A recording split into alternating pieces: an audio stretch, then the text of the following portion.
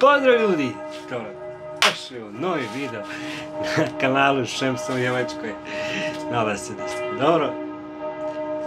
Vidite da sam ja dobro, da sam raspoložen i krećemo u novi video. Jedna zamolba. Kanal Antonio PH, opis dolje u linku. Dečko snima isto za YouTube, pomozite, zapratite ga. Hvala vam na velikoj podršci koju meni pružate, hvala vam na svim komentarima i lijepim i ružnim. Malo sam vas pecko što se tiče zadnjeg videa, vidim da se ljudi baš onako, prezadnjeg da su se baš onako zagrizli. Malo i ružnih komentara bilo, ali dobro ljudi, nemaju pametnijeg posla nego da vas blate. To je tako normalno, to sam i očekivao, to sam i dobio, to je tako.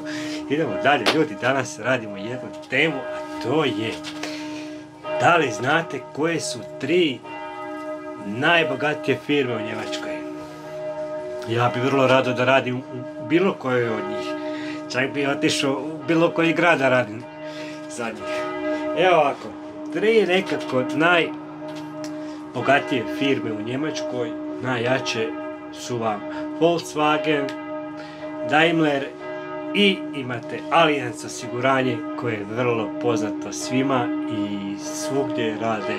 Mislim, preko 70 zemalja u svijetu radi Allianz, a po čemu je ono posebno i šta vam ono nudi, reći ću vam to u nastavku videa.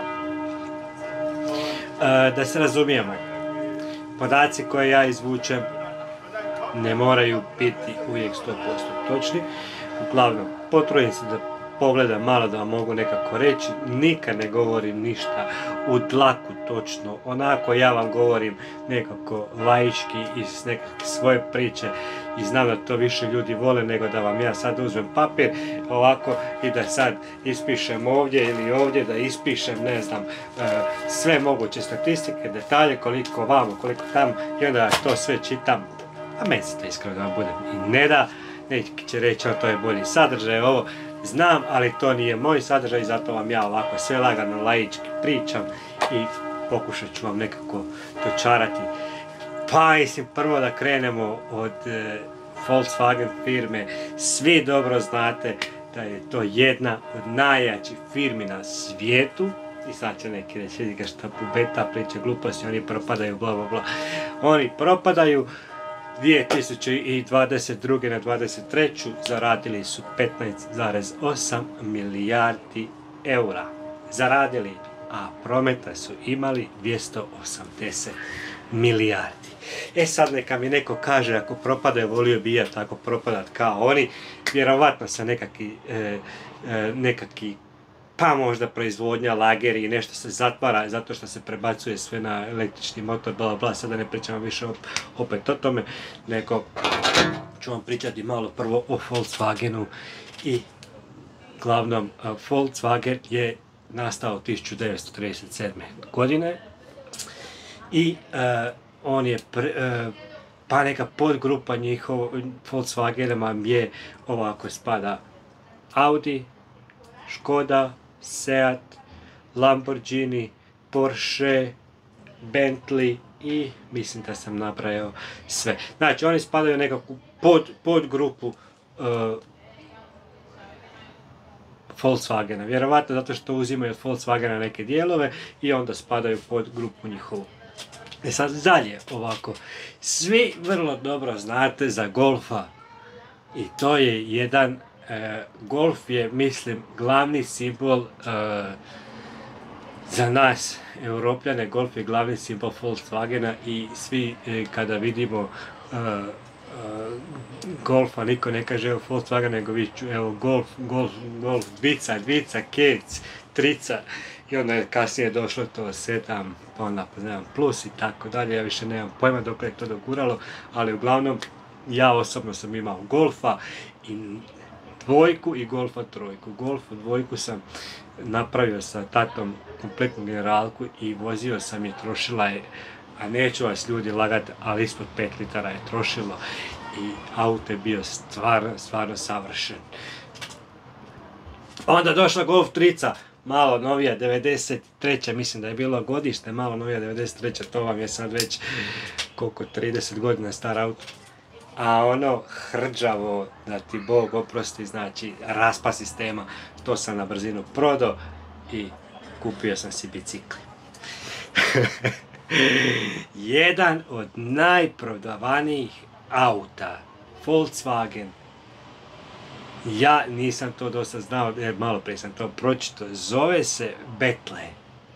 Ja ću vam tu ovako negdje upostiti sliku tog auta da vidite koji je to model, ja stvarno sad ovako na ime ne znam, potražit ću još sliku da vidim ko je i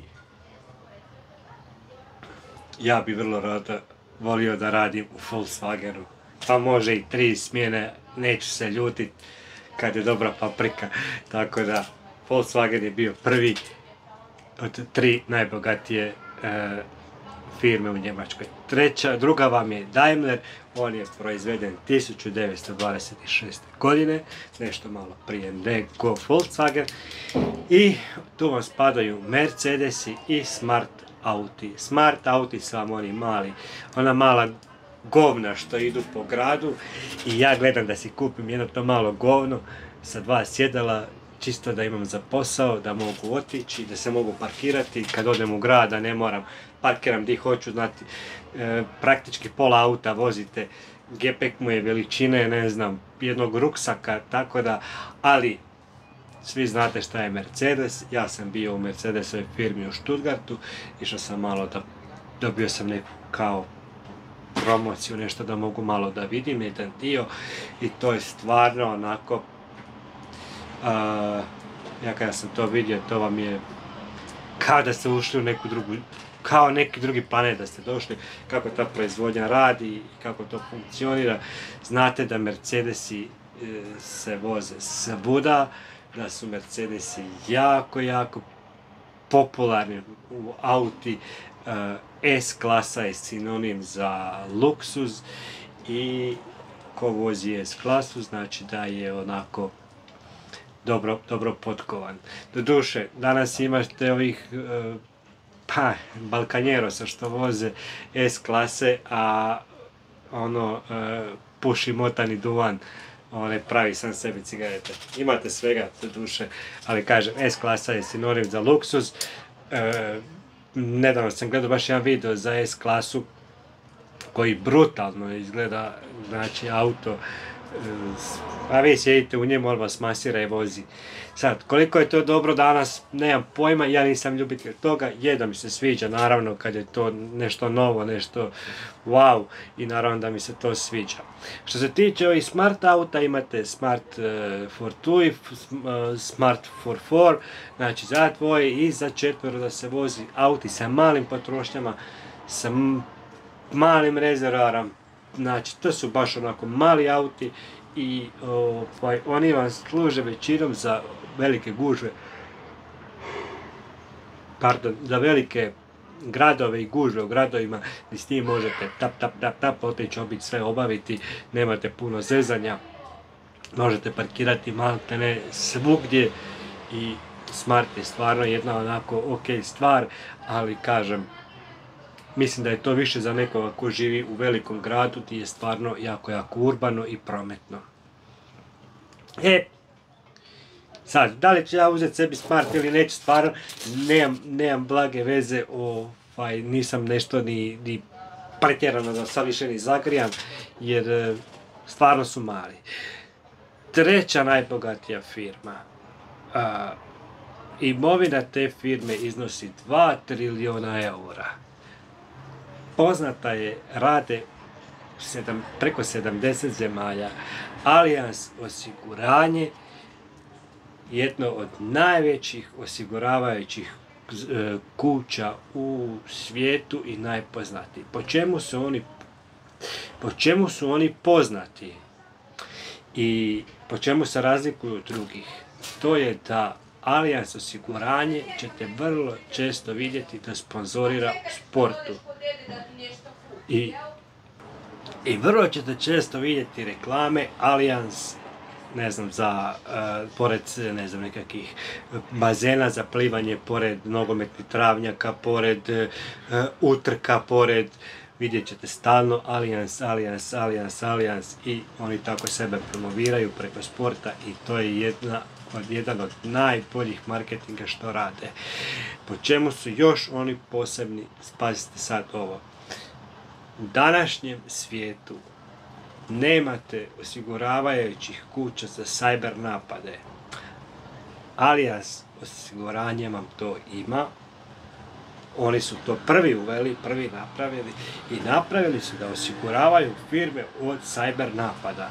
Znači, to su virtualni napadi, to su vam recimo, ja imam svoju kompaniju i osiguram ju preko Allianz, recimo tu taj neki paket Allianz cyber napade, znači za hakere, i ja ju osiguram, neko dođe, provali mi to, sve mi uništi, jer to su vam programi koji znaju koštati po par stotina tisuća eura i tako se nekako, to se jednostavno nekako mora osigurati i onda se to preko Allianz osiguranja osigura, ako vam slučajno haker upadne, uništi vam sve, vi ste se osigurali i mirni ste. Rijetko ti je osiguranjima ćete to naći da vam to nude.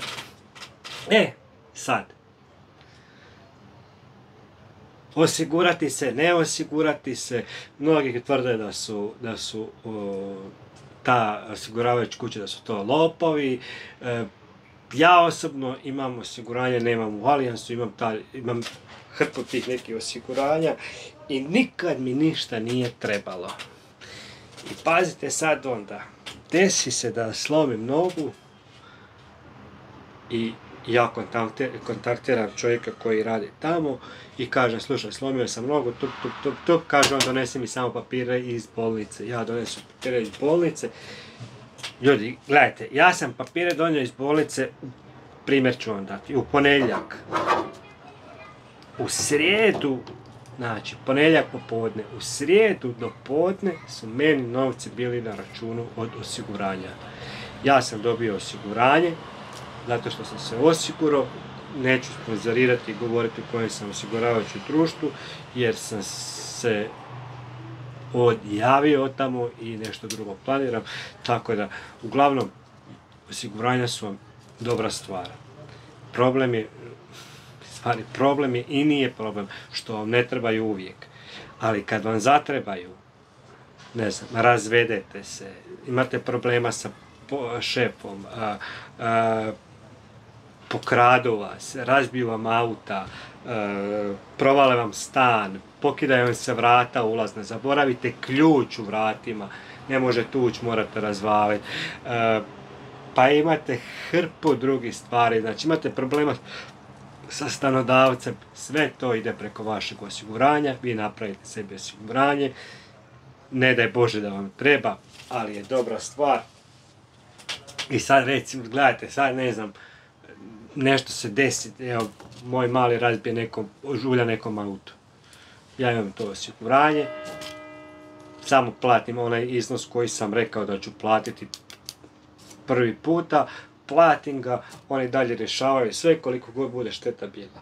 I to je jedna od prednosti. Ljudi to ne vole bacati novce u vjetar. Ja sam isto to smatrao do nedavno da bacam tako pare, ali eto, na kraju se desilo da sam ja stvarno, što se tiče moje noge, eto, prošlo je to na kraju sve zajedno, ok. Mene sad zanima, koju bi vi od ove 3 firme najviše voljeli raditi? I šta bi voljeli raditi? Ja bi vam ovako, evo šta bi ja volio raditi. Ja bi recimo volio raditi tu u Stuttgartu, u Mercedesu i pa nešto šta bi volio raditi, pa nešto kao pa neki predstavnik njihove, tako neki posao bi volio raditi. To ne bi bilo loše, imate službeni auto, dobru plaću, to bi stvarno bilo jedan lijep posao. Pa da duše, ne idem ja na takve stvari, ne idem ja, mislim, prvo što nemam ni fakultet, nisam završio, tako da ovo sve što pričam, ovo je sve onako malo kroz šalu i malo je to čisto da vidim šta ćete vi reći. Pišite mi gdje bi volili raditi, šta bi volili raditi u kojoj od ove 3 firme i koja vam se firma od ove najviše sviđa. Meni nekako najviše volio raditi Mercedesu, a nekako najviše mi se sviđa Volkswagen jer mi je onako nekako imam najbliže nekako kontakte s tim jer sam vozio i Golfa 2 i Golfa 3 i to je moj prvi auto bio, tako da mi nekako to i najdraže. Zahvaljujem se vam još, zahvaljujem se vam se zahvaljujem još jedan put na svim komentarima, na svim subscriberima, na svim podršcima, na porukama podrške što smo bili bolesni. Zahvaljujem se svima onima što su nasjeli na video o koroni. Morao sam jedan takav video da izbacim, baš me je zanimalo šta će se desiti. Vidio sam sada, neću što raditi. Šaljem vam svima veliki pozdrav iz toplog i sunčanog Pforzheima. Uskoro dolazi novi gost, gospodin Vlado, koji će vam ispričati svoju priču. 30 i nešto godina je u Njemačkoj, a dalje ćete čuti, on će vam sve ispričati. Veliki pozdrav svima, vidimo se u idućem videu. Ćao ljudi moji.